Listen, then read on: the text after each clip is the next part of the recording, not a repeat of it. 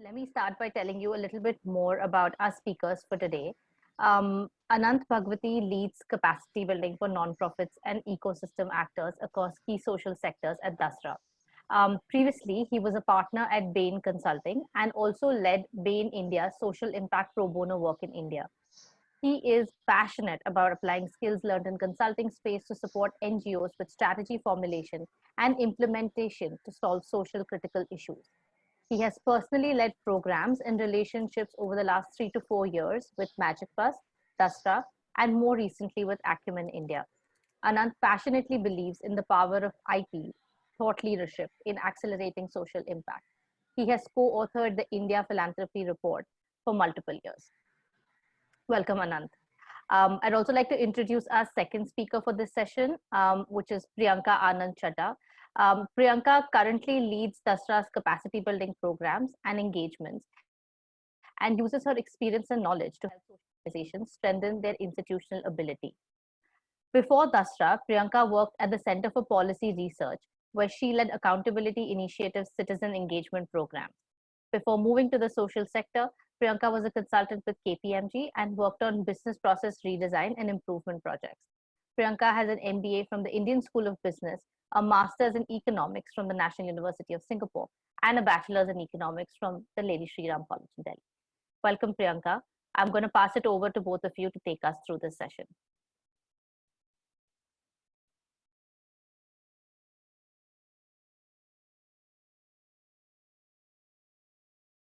Okay. Hi, everyone. In case you're wondering, I think the picture on the screen and me are the same. So it's great to,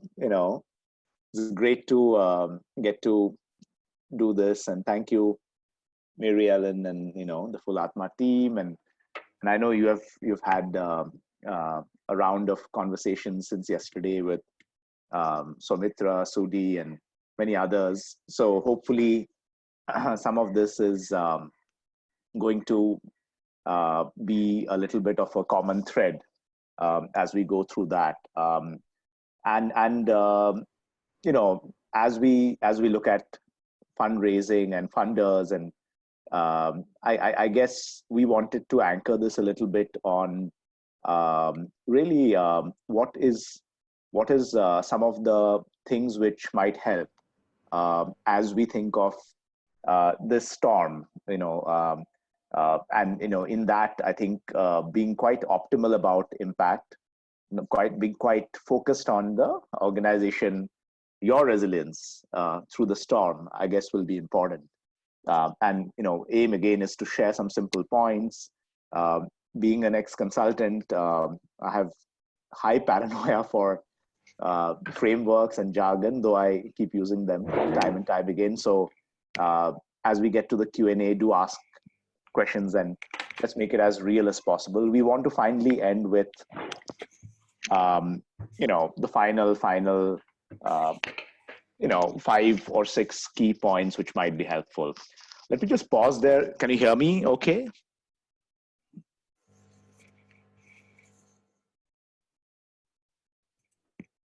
Okay, great. I can't, yeah. Yeah. Okay, thank you. My Wi-Fi keeps going in and out a little bit. Sorry for that. So if you go to the next slide, I think, Priyanka, could you go to the next slide? Yeah. Yeah, just go ahead. I think it's fine. So, I guess we have heard a lot of, there's too much news in the sector. I just want you to take away one important point, which is this is really the first time we are seeing a crisis in at least our lifetimes, which is both a social crisis and an economic crisis. Usually crises are either social, so there is a tsunami, but the economy is actually doing strong. Or the stock markets crashed, but actually, the bulk of the social sector is actually fine.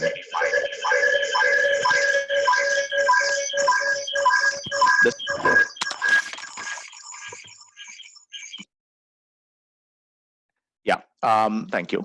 I think the second point really is it's also a crisis which is happening in India, but at the same time, it's happening all over the world. And the reason I think these 2 points are useful, and again, this is not to create panic or this is not to create a doom and gloom situation, but we strongly believe that new funding is not going to happen over the next 12 to 24 months. I repeat, new funding will not happen unless it's a rare exception of COVID response. And the reasons are 3, 4. I think the first reason is, what you see as a 3% GDP growth is potentially the most bullish estimate you can find right now. It might actually end up being much lower. There is a school of thought that the GDP will actually get to 0% before it starts going up. And along with that, what essentially will happen is, the corporate sector profits are going to go down, and it typically goes down for a 6 to 12 month period, which means at least for the next fiscal, if not the fiscal after that, CSR money is actually going to dip significantly, and whatever little comes through will be diverted, as it always has been diverted, to COVID funds, to the PM Care.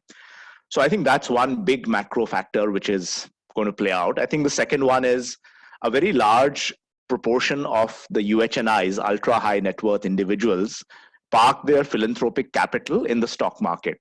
And then they, sell shares, and then they, sort of give philanthropic money.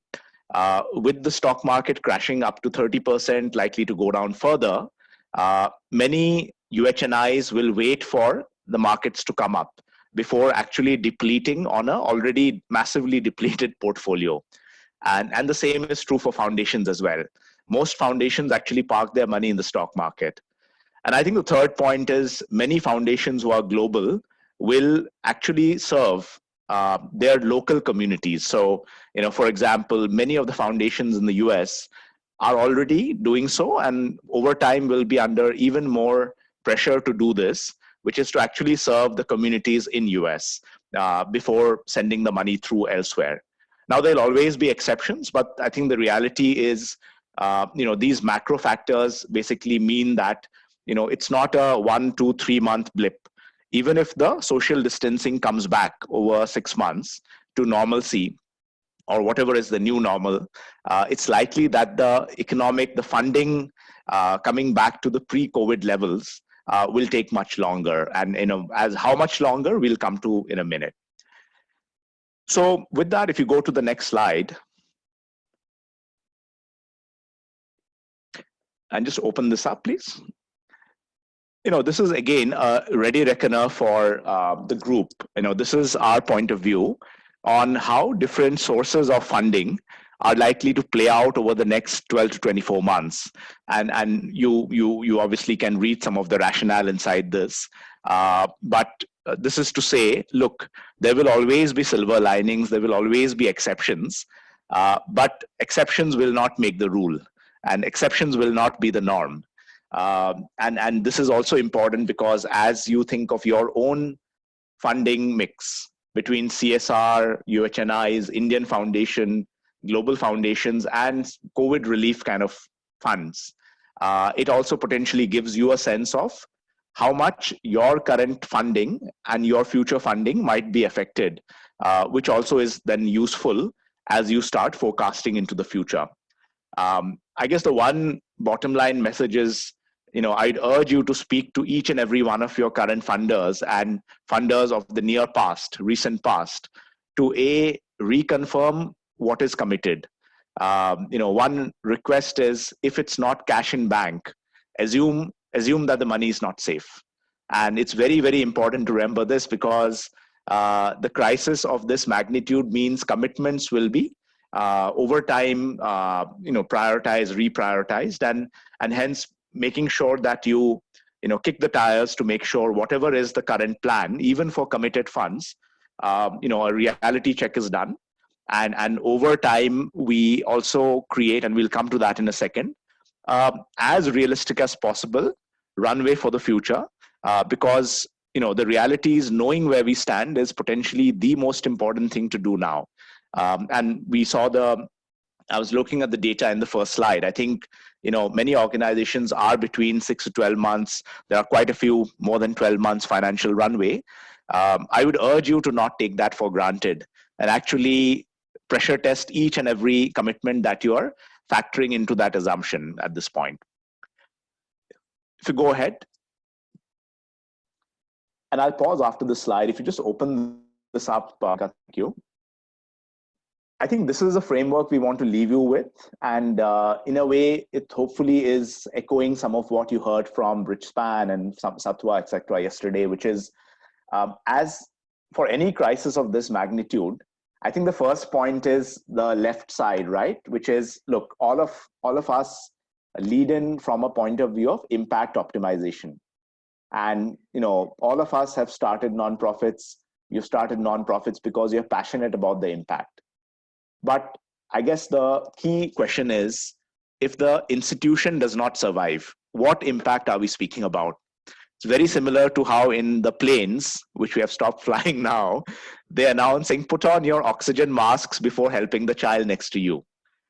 I would urge you to put on the institutional resilience lens first. It's very, very critical because, frankly, we are predicting that over the next 6 to 12 months, many nonprofits will go insolvent for a very simple reason. The cost structures of most nonprofits are quite fixed. These are about paying salaries, and some of these are very, very critical costs. So costs are fixed, but funding pipelines are completely in flux right now. And when you put those two things together, it basically means that this is the classic recipe for organizations to start struggling to be resilient. And as we think about this, I did want to point out another useful thing which we are applying to Dasra ourselves is currently the focus will be on relief. It'll be on the left side, which is good. But I guess this is the point to also introspect on what do you keep and what do you let go? What is absolutely at the core? And that is that box restore. Because there is no way one can keep everything. So being quite clear about what is core, what is actually going to be absolutely non-negotiable, and every organization will have its own different answer. But I guess the third one, which is the one which will be make or break in a crisis like this, which is long-term crisis, is reinvent. And by that I mean is in any crisis, a churn will happen. There'll be some who use the opportunity and the crisis to actually reinvent themselves and pivot to something which actually becomes even more meaningful to the society, to the government, to yourselves, to your employees, to the nation. And there'll be some who will not pivot. And there'll be some who will have their full-blown sails up as the storm hits. What we have seen happen is those who use this opportunity to pivot in a very proactive manner, but then keep the sails down. That means keep the cost structures very tight, no new hirings, really go really slow on all avoidable cost increases, but build the capabilities for the future because the storm shall pass in 2 years. They are going to be able to actually take off in a very different trajectory later. But in a way, the urgency of the relief efforts is such that that is likely to occupy all your times, all our times for the near future. So carving out some time of the leadership team and the founders and the board to actually focus on the strategic moves, the reinvent moves, is also useful, only because these 2 years are also the time to really introspect and think of what really do you let go and what do you keep and why, which is restore, and what do you actually pivot into to actually shape yourself a little bit better for the future. It's not necessary for you to do all of this at once. Some organizations are naturally well placed to reinvent today. In fact, some organizations we are working with or helping out are reinventing as we speak because they already have something quite relevant for the future. Some other organizations are so deep right now into the grassroots support on relief that, look, they're like, okay, in 1 month we'll think about it, that's fine. But I guess thinking of almost 1/3 of your time in relief over time, 1/3 in restore, but a very critical 1/3 in reinvent is the key message. I would love to go to the next slide and then pause there and then invite questions.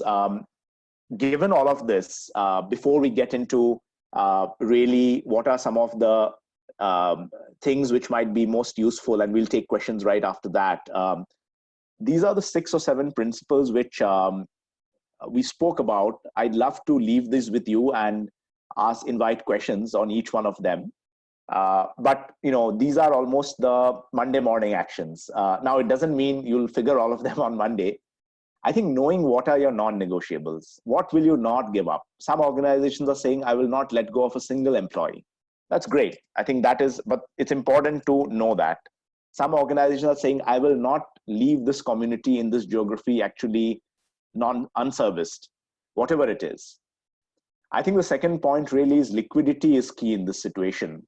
And liquidities are quite hard to calculate. I'm referring to cash flows. I'm not referring to commitment flows.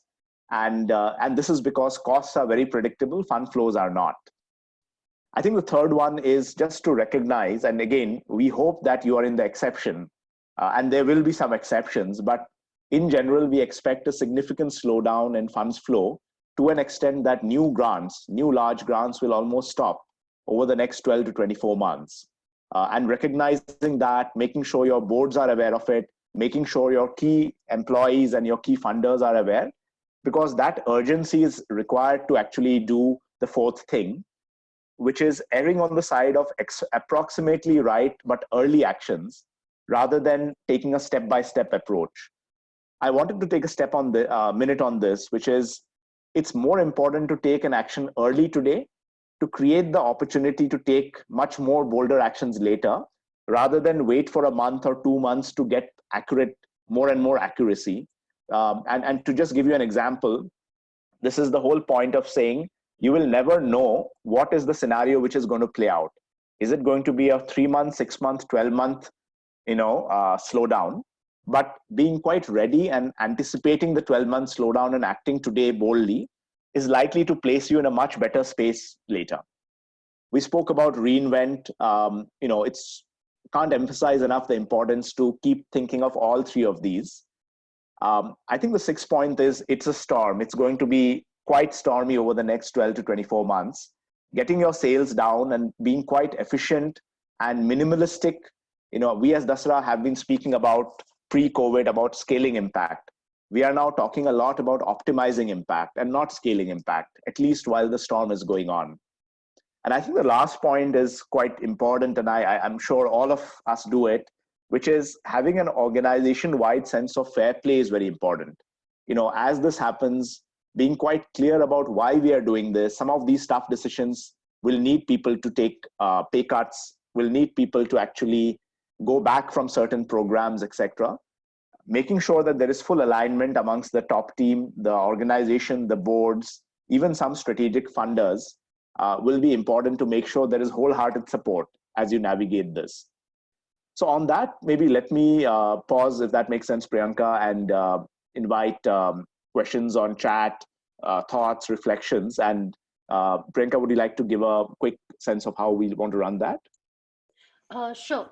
So Anand, actually I was just also speaking with Sneha, and they're recommending that we start taking questions and start creating the question bank, but maybe also talk about the next 2 pieces so that we can take all the questions together, which would refer to all of the entire deck and everything that we're presenting all at once. So I'll move to the next slide if that's okay, and if you could cover that, and then we'll move. Okay, great. Sorry. Yeah, there we go.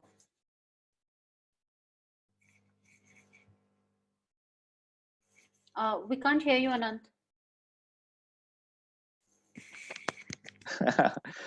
Sorry.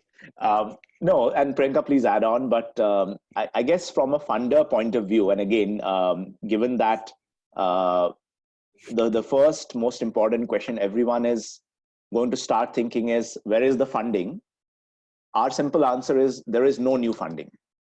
So actually the real question is, how do we conserve our cash? How do we elongate the runway in terms of the financial runway? And then how do we make sure we are taking very, very smart decisions around the program, around the geographies, but also very focused discussions around which kind of funders might, even in this environment, help us. So I'm going to just speak about 5 or 6 things which might be helpful as a no regret move. I think even before you start exploring funder conversations, I think Monday morning action is, really to do a liquidity check and be prioritizing the program portfolios based on impact, as well as, really deciding to go deeper, but not opening up new programs or new avenues. I'm sure most of you might be doing it, but doing it in a very conscious way is helpful. And also to really postpone all avoidable costs and really be able to come to what is the runway that you have financially. And, this is potentially the most important input as you start preparing for the funder conversation. So I want to leave you with that one thought. I think the second key point is, even in funders, there are pockets which will start opening up. So the biggest one is anything to do with either COVID relief, but soon COVID resilience will be top of mind for the next 12 months. Another organization we are helping out is really thinking of how do I use my digital classroom to actually help governments, state governments come back, as the social distancing is relaxed. But, one has to be quite clear. It should not compromise on your values. It should not compromise on your non-negotiables. It is very easy to follow the money and then completely lose touch with what you started the organization for. So be clear about that non-negotiable as you think about this reprioritization. So I think the boxes in the top row of no regret moves are something which might be useful to consider. And even as you do so, do align the key people in the organization, your board member, at least one board member who's going to be your advocate, and one strategic funder who's already funding you, but is keen to actually be helpful into the future. I'm going to pause there for a minute because, again, there are many other points which you can all read up there. But I want to also focus a little bit on immediate no regret moves, which are going to be helpful as you think of funding, but more importantly, resilience. Sure. So Anand, should I move on then? And so thank you so much for that, Anant. I think that's been helpful in just sort of understanding what are the various things we might want to think about, and going by what you said rightfully. It's very important for us to act now. So in this slide, we're going to share 5 key things that each and every one of you should do starting tomorrow over the next week, to be able to understand what's the situation in your organization, to get your ducks in a row, and really start building resilience within the organization. So this is almost going to be a recap of everything that Anand's spoken about. So the first thing is know your financial position. You need to know on a monthly level what are your costs.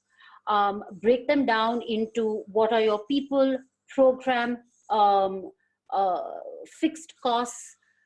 Try and figure out what are your avoidable, unavoidable, essential costs. Make those categorizations on a monthly level, so you know exactly how much you need to be spending in the months of April, May, June, and have this at least for the next 12 months, if not more.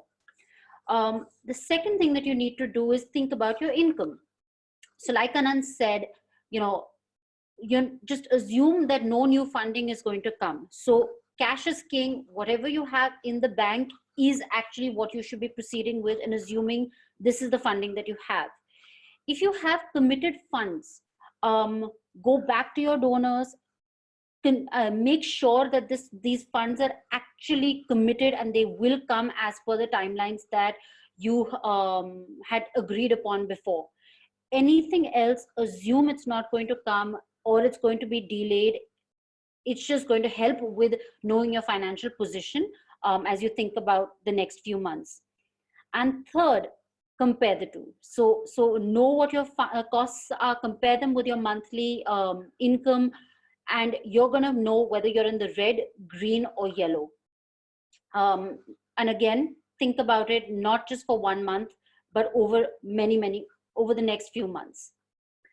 The second thing, again, Anand referred to this as a part of your no regret move is that as you're thinking about changes within the organization or just trying to create your plan, you need to bring on board advisors that are able to help you make these decisions. Look to your board members or to any strategic donors. Strategic donors would be people that have been with the organization for a really long period of time, invested in the organization, know you well, or anyone that's giving more than, say, 20% of your overall budget. These are people that understand the organization and can help you make those decisions. Get them on board, adopt a CFO mindset, think about fund flows, think about cash flows, and have them really question you when you put down your financial position. The third thing that you should be doing is doing a complete scenario planning. So think about it from the perspective of what's happening internally within your organization and what's happening externally. Some of the things that you might want to think through internally include, of course, your financial position, but they also include things like how resilient or the strength of your team. You might want to think about your programs and whether they can right now, whether they can be pivoted or are they digitally enabled, to be able to see where exactly you are on that. And external to the organization is, of course, things like how long social distancing norms are going to last, and how long do you think or do you believe the economic downturn is going to play out. And think about the fact that there are going to be so many new social changes and political and social changes that are going to emerge as a result of this. And so how are those going to play a role in your organization? Create scenarios based on that and keep reviewing them on a regular basis. We recommend about once every 2 weeks. Finally, once you've sort of, at least you have a sense of what your financial position is and you've done your scenario planning, you need to be able to play this back to your key stakeholders and especially your government partners to be able to get their thoughts, inputs, and most importantly, their alignment. It's critical that your key stakeholders understand what you're going through and how you're thinking about dealing with the near future. And finally, I think everyone has spoken about this over the last 2 days, and I don't think that we can emphasize this enough, which is think about your team, keep them front and center, recognize the fact that they're probably going through a very hard time. They're probably more unaware of what's happening. And this is a new situation for everyone. And so as leaders of organizations, you need to help them deal with the ambiguity, be more comfortable, coach them, mentor them, just speak to them and stay connected, especially people who are unable to work from home. So for many of us, it's easier to work from home, but people that are working on the ground with the communities, it's not that easy for them to seamlessly move into this work from home environment. And so you need to be very, very mindful of what they're going through as you think about having your organization deal with the COVID crisis. And so these are the 5 things that hopefully you should start doing tomorrow itself. Anant, back to you if there's anything, or maybe we could open it up for questions.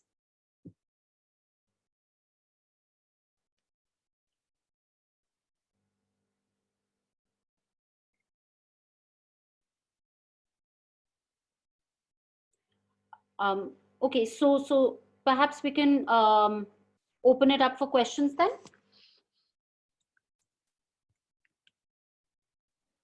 Yeah, it'll be great to have questions. I think, there's obviously, I apologize for the slides. We hope to get to a day when we have no slides, but hopefully this was not too complex and this is not too theoretical. The reason we are sort of saying this is not to create panic, but the worst situation in a crisis is not to recognize there's a crisis. So we are basically trying to say, A, there is a real crisis. This is a 2-year crisis, whether it's 12-month, 24-month, or 12, 18 months. who knows? And being able to be very clear about where we are on the financial position, impact, what is the reinvention path, and there are some questions on that as well, will actually make sure that the great work that all of you are doing is not, undercut by the fact that, many organizations will get into severe stress in the next 12 to 24 months. So in a way, being aware that it's a crisis, making the group aware of it, and then finding very, very pragmatic ways to deal with it, starting with knowing where one stands, is likely to actually dramatically improve the chance that we'll be able to weather the crisis itself. So let me pause there. Hopefully this was interesting food for thought, and maybe Priyanka, we can sort of play back some of the questions coming in, and then we can have a discussion. Does that work, Sneha and Mary? Yes, absolutely, Anand. Thank you for that. I'm going to pass it over to Vanita to start the Q&A section now. Thank you, Sneha. Thank you so much, Anant and Priyanka. I am Vanita. I am a senior consultant at Atma. I'll be moderating this Q&A section with y'all. We already have a few questions that have come in, but people who haven't put down their questions, please put down your questions in the chat box that you see on your screen. We will be selecting the questions, and in the interest of time, maybe if your questions were not addressed, please feel free to put down your questions, note them, and do send it to us through the feedback forms that will be circulated in the end of the conference. Great. So just and Vanita, starting as you off do with a that, few questions that have already come. Yeah. And sorry, Vanita, thank you so much for, and as this happens, I'm sure we'll all try to cluster some, but needless to say, if the questions can be played back even later, we'll make sure we get back on each one of them through Atma. But if you can cluster a little bit, that might make sure that we get to maximum number. Sorry, thank you. Yes. So we are trying to cluster a few questions, and some questions that have come under the topic of funding. Let's address that first. So the first question is, what will be the impact on the individual donations coming to NGO? And you're referring right now to, let's say there is a philanthropist, a UHNI, who's sort of giving money. So I think 2 or 3 things which strike us. And again, this will not be one size fits all. But what we find is, if it's a long-term relationship, that means someone who is invested already deeply into the nonprofit, almost thinks of themselves as a part of the nonprofit. It's quite likely that person might reduce the investment, but will continue with it. But if it's someone who's either a very new relationship or someone who's at this point looking to make an investment, I'd really go back and reconfirm if they are still keen to, simply because everyone is reprioritizing their own portfolio. So I think a little bit of looking at who are the UHNIs who have deep relationships already with the nonprofit, and counting on them to actually continue and help weather the storm. The other point which is happening in a big way now is many UHNIs are trying to redirect their money to COVID relief. But I think what's also happening is a lot of that money is already forming part of PM CARES. So over the next 3 months to 6 months, it's likely that organizations who have models which directly address COVID relief, healthcare, face masks, things which are directly addressing it, might be able to get some of that. Thanks. Thank you for answering that. I think the next question is also somewhat related to it under the bucket of funding. What are the top 2 or 3 considerations of donors at this time when they are thinking of their philanthropy? So it's a great question, a tough one. I first go back to saying that, what is the stage the donor is at? Is this a donor who is starting the journey at this point, very tactical in the way the donor gives money? That donor most likely might be right now more figuring out, okay, what's really happened to my stock market? Where has my wealth gone? There'll be other sets of donors who have been doing it for many years, maybe decades, who will now be starting to thoughtfully reprioritize. But look at it this way, the quantum of money has halved. So really, there'll be one group of people who will be saying, okay, I'm going to actually go slow till my money comes back, the stock markets come up. And there'll be another one who says, okay, the money is less. How do I make sure there is judicious use? And they will be prioritizing. So I think it goes back to the earlier question, which is who are the few donors who are almost your advisors, who are you believe in the nonprofit and believe in you, going back to those few donors first, rather than going to many new donors and hoping that they will open up. I think that former approach might be a more fruitful one, at least in the 3 to 6 months of the future. Great. Moving on to the next question. In such times, what should be our approach towards raising funds? Should it be more focused towards individual donors, or should it be more focused on getting corporates on board? So it's a good question. I think the reality is maybe 80% of the corporate sector will make losses in the next 12 months. So there is no CSR funds they will give, because CSR funds is a percentage of profits.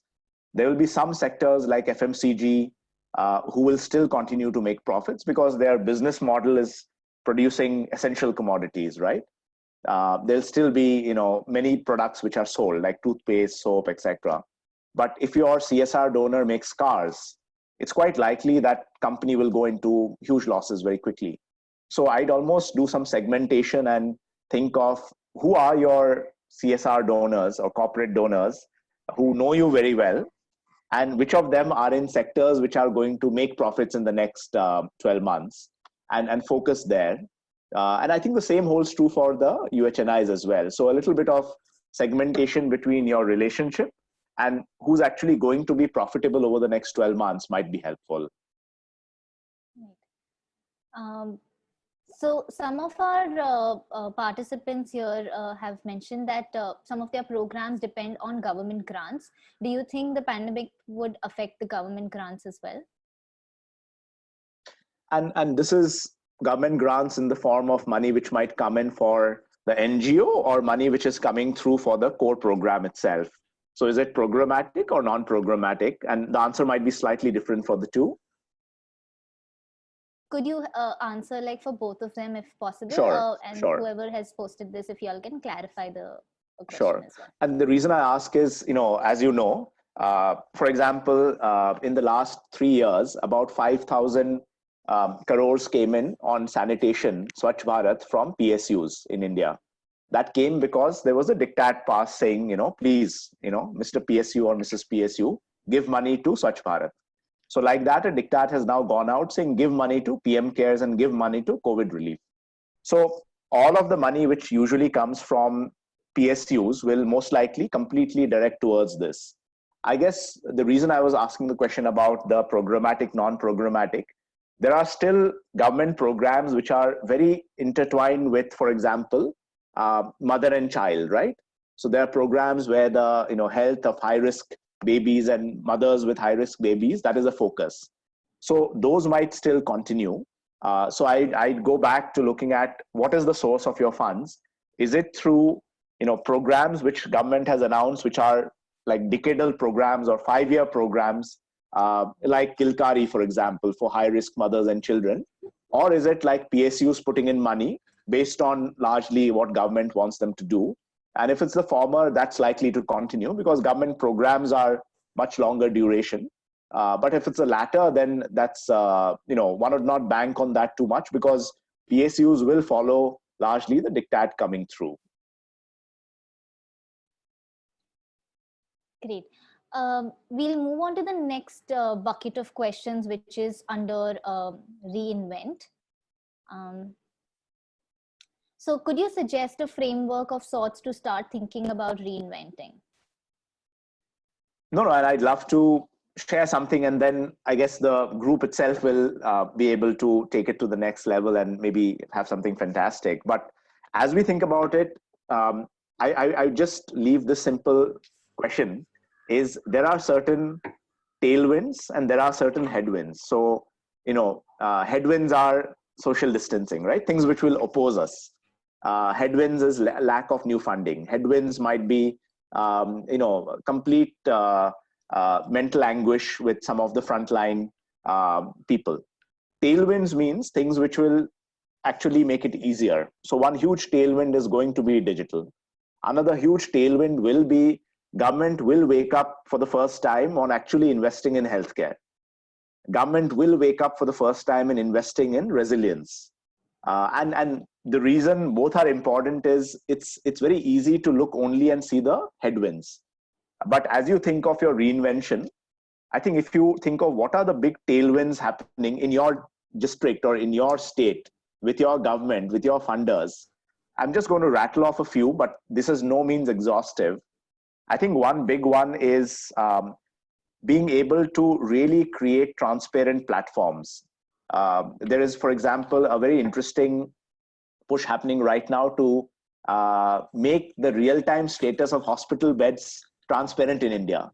Imagine what a game changer that is, right? Because right now, if you ask me how many hospital beds are available right now today in Mumbai, I'll not know, even if I'm a doctor, even if I'm the government. So I think there are things which are going to be about transparent platforms. I'm just taking a few clusters. Transparent platforms could be about that. It could be about, how are migrant movements happening? What's really the state of hygiene in the city? So I think that's one big bucket which is likely to, sort of over time accelerate. I think the second one we spoke about is digital, but it's good to distinguish between digital as a means of communication. I think that is what everyone is already doing. We are already communicating on digital, but I think the more important one is digital as the model. So, for example, there is a point of view that the mobile phone will be the future school or will be a very strong part of the future school. It needs to be thought of in a very, very different light, just like the mobile phone is the new bank. I think the third one is communities will have much, much stronger role to play in creating impact. I was just talking with someone else on the role of the mother as the teacher. Imagine how powerful that could be if it becomes clear that, okay, there is social distancing, but even once we come back, there is a role that actually got created for the mother to teach her child in a very different manner. So there is potentially a reinvention possibility around mother as teacher. I think the fourth one, which is very critical, is what is the government agenda in your local geography? Each government has different agendas depending on how much they have been impacted and what is the nature of impact. And the last one is COVID linkages. I think being able to reinvent so that you are aligned to your mission, but within that, for example, I was talking with someone who focuses a lot on helping women entrepreneurs produce local handicrafts. Being able to actually direct some of that effort towards essential services, goods, baskets, masks, etc., and also hygiene products around healthcare over time could be a game changer for them. But I think on that last one, I would urge you to keep in mind the possibility of mission drift. So it's very important to say, this is why I exist. Within that, is that possible? So again, in recap, I think one is transparency around platforms which enable policy and transparency, something around really digital as a model itself. Thirdly, something around community as a very different kind of driver for impact. I think fourthly, something around really using the government agenda and focus. And lastly, seeing whether there are some natural linkages which can be made around COVID. But Priyanka, would you like to add something? These were the 5 which come to my mind, at least.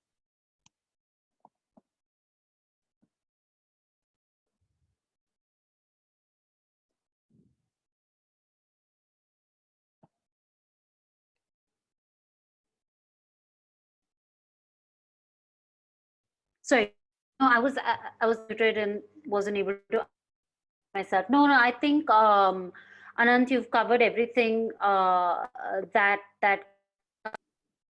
out as so.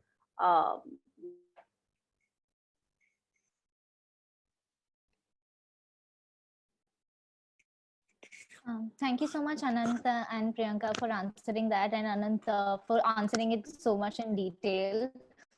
I mean, innovation is happening everywhere, and like there is no fixed framework to do it as well. Like we're all learning. So thank you so much for making it so clear for us. The next question is, how feasible is it to reinvent the programs of our NGO is in running, hello? Yeah.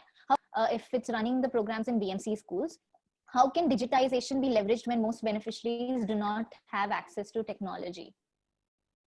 Were you able to hear me? I think I lost the connection somewhere. Yeah. No, you came back. Yeah. No, look, I don't know. I mean, I think people who are driving these programs, you are the best place to answer that. All I'm saying is times of stress are also times of reinvention. And, being quite thoughtful about what are the headwinds and tailwinds. I mean, while we do say that, yes, it'll be hard, I guess the real question is, if it was to happen, what does it take for it to happen? And the reason I think the school example is an interesting one, and just one example, is if we don't reinvent now, I think India will, really, like already the COVID crisis has potentially set us back a decade in terms of poverty alleviation. If we don't reinvent now, and if the people on this call don't enable that reinvention, then who will? So I think the real question in my mind is, look, many of the ingredients are there, many of the ingredients can be brought to bear, but there is a very strong push which will happen now around being able to solve certain issues through a much more effective means. And these 5 are not by any means the only ones. But out of this crisis, we would not be surprised if 10 to 20 organizations completely reinvent the way things are done. Think of demonetization as a crisis and think of what happened to digital payments after that, right? And there were some organizations, I'm not saying they're good or bad, but there's some organizations like Paytm who actually recognize what will happen. Behaviors are changing as old habits break. And this is a long enough period for old habits to break. So why can't we be the ones who actually get the right good habits to be created rather than worry about what was the past? I think the past is passé. And there is no situation we can see as Dasra where even after the 2 years pass, we will go right back to where we were. And this is both an opportunity, but also a challenge. Thanks. Thank you so much. The next question is again under reinventing. So when everything around like funding, government rules, communities condition, everything is uncertain, how do we plan institution rebuilding inside out? I think that's a great one. And I think I'll maybe share quickly what we're doing at Dasra, because I think this is hard, right? It's quite hard to have a strategy 3 months back and suddenly really looking at that and say, oh, wow, were we so disconnected? But I think this is a reality check. So I think step 1 is to go back to what is the impact that one is shooting for. What is the reason we exist? I think that doesn't change, and that should not change. But everything after that is up for change. I think even to get your top team, your frontline employees, your key influencers, there could be one board member, there could be a funder, into the room to just recap the questions which are important. And I would say framing the questions and getting alignment that these are the right questions to answer is maybe 60% of the battle. The real challenge is in this situation, don't be surprised if you find more than 60-70% of the people around you not recognizing there is a problem. That is the fun thing in this situation. So as you get your team together, frame the question. We exist here because in 10 years, we want to eradicate this problem. That doesn't change. Having said that, there are these headwinds and tailwinds. Now let's chat a little bit about, is our model still valid? Do we have to let go of something in the storm? Do we have to reinvent? It will be a fascinating conversation because you may not get past the list of questions, forget the answers. But aligning your top 10 people on the list of questions itself is a huge success because then the answers will come pretty fast. I think the real challenge is many organizations I've spoken to haven't yet recognize and absorb the enormity of the challenge. They're still thinking this is a 4-week thing which will go back, and once social distancing stops, life will bounce back to normal. We would hope, we would love that to happen, but we would be untrue if we were to say that's the reality. That is not the reality according to all that we can see. Great. Moving on to the next section of costs. Under that, I think you were mentioning about CFO mindset. What do you mean by a CFO mindset? If you can elaborate on that. Sure. And CFO is a Chief Finance Officer, and ignore the title for a minute, but most NGO founders, including Dasra and many others, have all come into the sector to solve a problem, and that's what makes them special. That's what makes them inspirational, and that's what, at the very heart of it, keeps the organization alive, right? But very few of them have come in from the training which you get when you actually do finance, which is what is the cash flow. And I can't emphasize enough how many people get cash flow calculations wrong. It's not complicated, but it's dramatically different from commitment flows. And when I say CFO mindset, it is surrounding yourself with someone who has that mindset of really numbers and being a little bit conservative around numbers, because 90% of the NGO founders are very inspirational program leaders. So either you get someone who's already in the organization, or there's a board member who's already doing this for a living, or in some cases you find someone in the organization who's junior, but get in someone who can actually run the numbers and question some of the numbers, especially on the funding side. So when I say CFO mindset, I'm just saying bring in someone who's your sounding board, either within the organization or outside, to ask you some tough questions. And for example, one tough question which we asked ourselves is, okay, we are saying all these commitments exist. How much of that is real? And after the question came in, we actually took down like the probability weightage of all commitments down to 25%, even if the commitments are real and 3 months out. And that to me is the CFO mindset. Some founders already have the CFO mindset. So it's a little bit of find yourself or find someone in your close team you trust who can ask you those tough financial questions. And if I could just add one thing to that. So the CFO mindset is different from the accounts management or the finance function mindset. You have to then have the ability to take what the numbers are telling you, what your cash flow is telling you, and marry that or match that with what the organization needs. So you have to also, a CFO mindset means that you can understand numbers, you can play them back, but you can take strategic decisions, or you can drive insights based on those numbers for your organization. So then you know when you pull back on certain programs, when you have to reallocate funding and all of that. That's what comes with the CFO mindset. So back to you, Vanita. Thank you so much for answering that, and we are getting close to our time. So I'll take one last question, which sort of is an overall bucket. And the question is, what is the basis of suggested timeline of 2 years for this crisis in the context of us or the NGOs or funding to them? Oh, that's a great question. And look, ultimately, it's useful to model certain scenarios because no one really knows how this will play out. The reason as we plan, we think of a 12 to 24 month period is 3 points. One is, even in the most optimistic situation on social distancing, we see 6 months till one is back to even a modicum of normalcy, given how some of the social distancing curves are playing out across the world, and of course, given the fact that there is an enormity of the testing challenge in India. So imagine that is about 6 months. There is usually at least a year's lag between when things are back to normal and when the market perceptions are back to normal. So markets tend to always have a lag effect or a lead effect.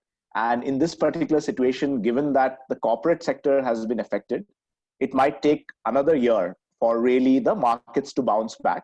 Now, again, a lot of this depends on also how the global situation pans out. But that range of 6 months for on-ground reality, even in the most optimistic situation, to bounce back, and then really a year from that for the markets. When I say markets, I mean corporate profits, and I mean the stock market. And stock market both in India as well as global. These three indicators all to be back to normal, it seems like something around that 18-month range seems like pragmatic. Things could turn out in the super optimistic situation to be back to normal in 12 months, but that is that's almost like everything happens like clockwork. And hence, we talk about a 12 to 24-month window. But this is not so much the social distancing coming back, but it's actually the market sentiment or the fundraising sentiment being back to pre-COVID levels.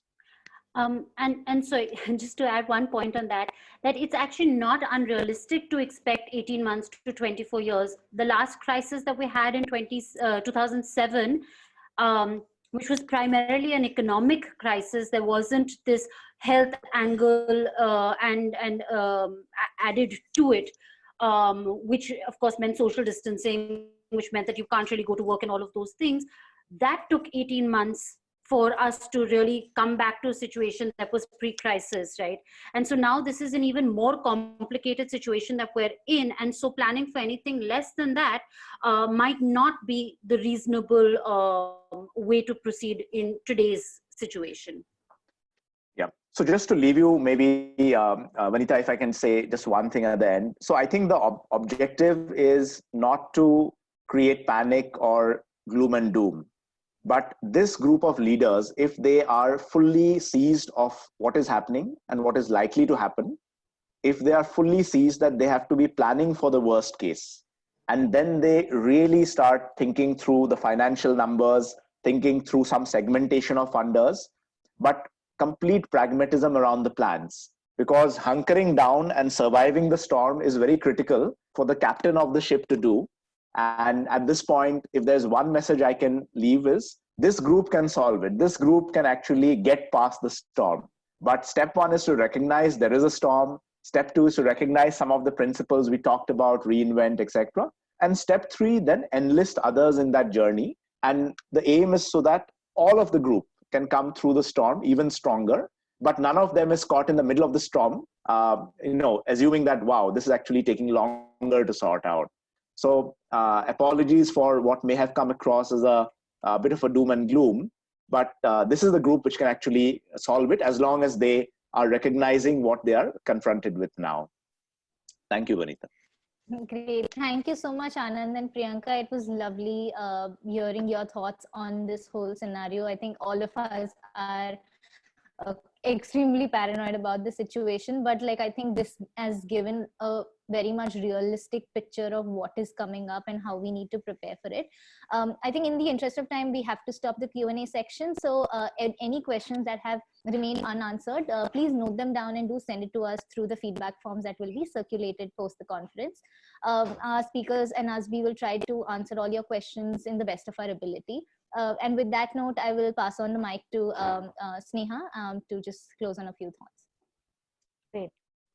Thank you so much, Vanita and Anant and Priyanka, for a very, very insightful session. I think I'm going to attempt here to summarize what have been, a whole bunch of nuggets of knowledge that we have got through this session. Let me start by, what Anand sort of started out saying. And I think one of the first things that's really stuck with me is that, I think nonprofits need to realize that new funding is going to be difficult to come by. And so sustainability is really going to be the crux of the matter for at least the next 1 to 2 years. Anand shared a framework which really beautifully summarized sort of the game plan for nonprofits, right? So what is it that you should be doing in the backdrop of this new reality? And highlighting the fact that you need to put on your own mask before actually being able to really help others. And so institutional resilience, really, just surviving this period is key. And how you can do that is by exploring new funding scenarios, relooking at your costs, and leading teams with a sense of high morale. Next, we talked about impact optimization. So while resilience and survival is definitely the first step, we also sort of cannot forget about why we're all here. And so for the communities we work with and for what we do on a day, we can think about it in three formats, right? The relief, restore, and reinvent framework. And I think what Anand suggested is probably spending an equal amount of time, a third each, in each of them, to try and come up with a plan about how you can actually tackle this from a program standpoint, right? An action plan also needs to have a combination of three things: your no regret moves, aggressive moves, and extraordinary moves. And I think thinking about it within that framework is again something that can sort of assist you in sort of the complexity of all the factors that we're playing with here. um, I think Priyanka then took us to the 5-point plan, and I really like that because it came with this action orientation. So while we have the context of these frameworks and these tools and guides, what is it that you can really do, right? So starting tomorrow for the next week, what are the 5 things that you should be looking at? And I think that gives us all this really action oriented situation to actually solve the issue. Not just think about this as this big complex cloud that's hanging over our heads. I think I'd like to close by quoting sort of 2 things that came across also in the session today, and I think which are great ways for us to close this conference that we've been having over the last couple of days. And that is that time frame, right, of this is certainly not as short term as maybe all of us were really hoping it would be. It is anywhere between a 12 to 24 month time frame for things to come back completely to normal. And so what that means is that as an organization, for you to improve your chances of survival, you need to be taking action now, right? And by now I mean like literally tomorrow, because this is not something which is going to wait for us. And those that will really see the other side of this are going to be those that prioritize planning and action through these scenarios that we all think could unfold. So thanks again, Anant and Priyanka, for that session. And now hand it over to Mary Ellen to help us close for the day. Hi, everybody. So thank you, Anand and Priyanka, and to all of our speakers today and over the last 2 days. It has been an incredible journey. We've seen so many people register and participate over the last few days and be a part of this community. As Sneha rightly summarized, this is an urgent situation where all of us need to take action, not just disaster relief and humanitarian and public health act there to serve the communities that will need us, not just today, but in the months and the years to come. And it has been, I think, one of the themes that we've heard about through the last few days is the need for all of us to come together and to collaborate, to share best practices in order to be able to overcome all of the challenges that we are facing. And this group, this conference, everyone who has been here today, who has shared their stories, who has made their voice heard, is part of that. I'm just so grateful that you have all come, you have all participated, that you've all been part of this journey. And I just really want to thank as well all of the partners of the COVID collaborative that has been put together. This is the beginning of your journey. We have not given you all the answers, and I think Anand said that through his talk today, is just that we all need to think this through for ourselves. You need to understand your cash flow, your strategy, your how you're going to engage with the students and communities that you serve. And really, this is the beginning of that. So we have set the tone, but you are going to need to stay connected, to continue to collaborate in order to move forward on that path.